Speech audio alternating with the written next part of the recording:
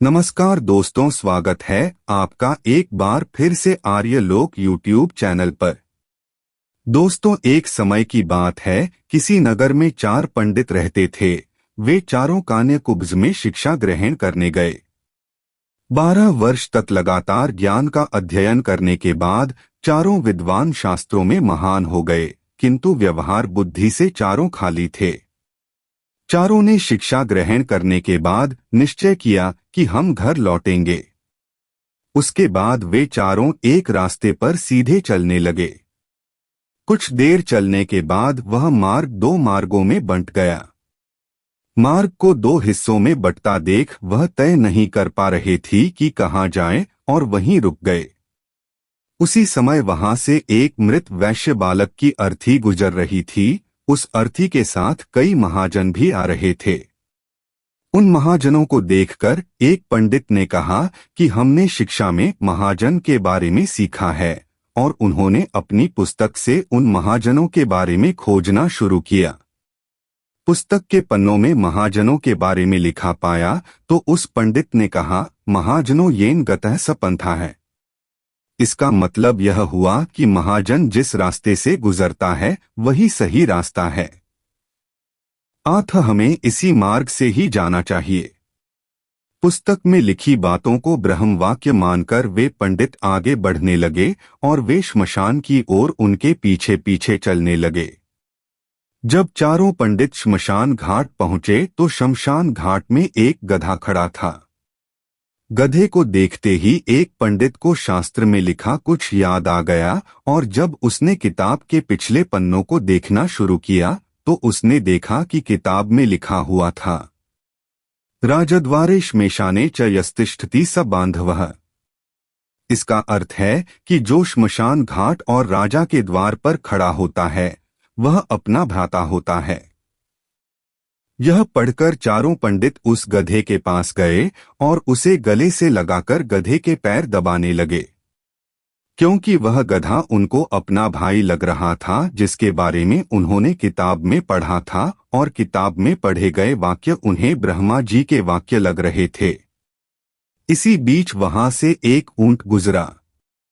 चारों पंडित ऊंट को देखकर दंग रह गए, क्योंकि चारों पंडितों ने 12 साल तक केवल किताबें पढ़ी थीं और विद्यालय के चारों ओर ऊंची दीवार होने के कारण विद्यालय के बाहर कुछ भी नहीं देखा था। उन चारों को देख ऊंट वहां से भागने लगा। ऊंट को तेज दौड़ता देख उनमें से एक को पुस्तक में लिखा यह वाक्य याद आ गया, धर्मस्य त्वरिता गतिः। इसका अर्थ यह हुआ कि धर्म की गति में बड़ी गति है, और उन्हें विश्वास हो गया कि यह वस्तु जो गति से चलती है वह अवश्य ही धर्म है।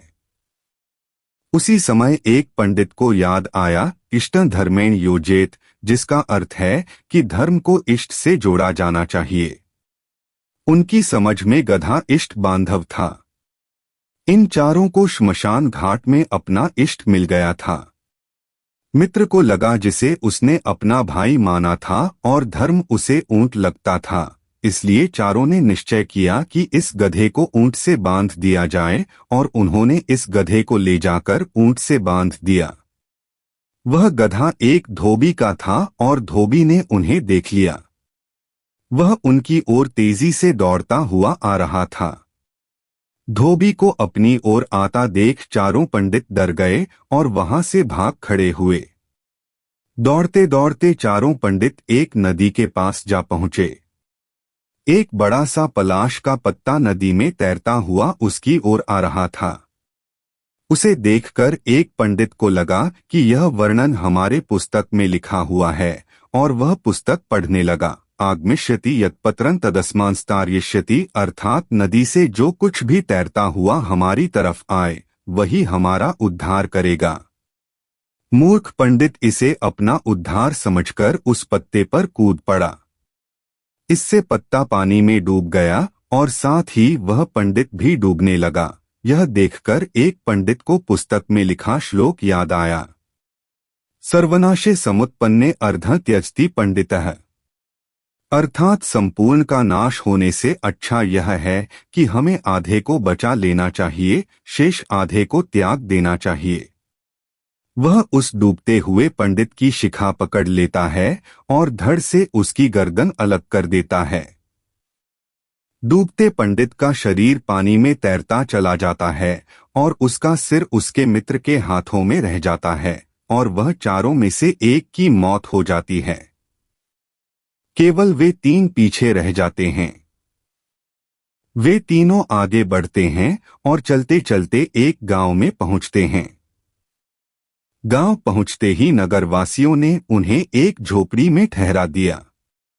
शाम को जब उन तीनों को भोजन कराया गया तो उनमें से एक को सेवैयां परोसी गई तो उसने ने कहा, दीर्घसूत्री विनश्यति अर्थात लंबी रेशे वाली वस्तु नष्ट हो जाती है और वह भोजन का ग्रहण नहीं करता है।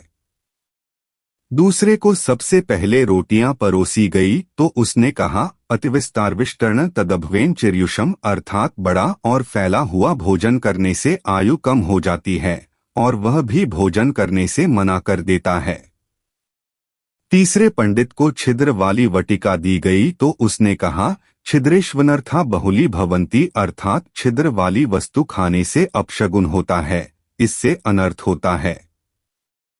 यह कहकर वह भी भोजन नहीं करता और इस प्रकार तीनों कोई न कोई विपदा कहकर भोजन नहीं करते। इससे तीनों पंडित लोगों में हंसी का कारण बन गए और वे भूखे ही रह गए। कहानी का भाव, व्यावहारिक बुद्धि के बिना विद्वान भी मूर्ख होता है। सिर्फ किताबें पढ़ने से बुद्धि का विकास नहीं होता। जब तक हम पुस्तकों में लिखे ज्ञान को अपने जीवन में उपयोग करना नहीं सीख लेते, तब तक वह ज्ञान व्यर्थ है। दोस्तों, कहानी आपको कैसी लगी कमेंट में जरूर बताएं और वीडियो को लाइक करें, अपने दोस्तों के साथ शेयर जरूर करें और चैनल को सब्सक्राइब करना ना भूलें। अंत तक बने रहने के लिए आपका बहुत बहुत धन्यवाद।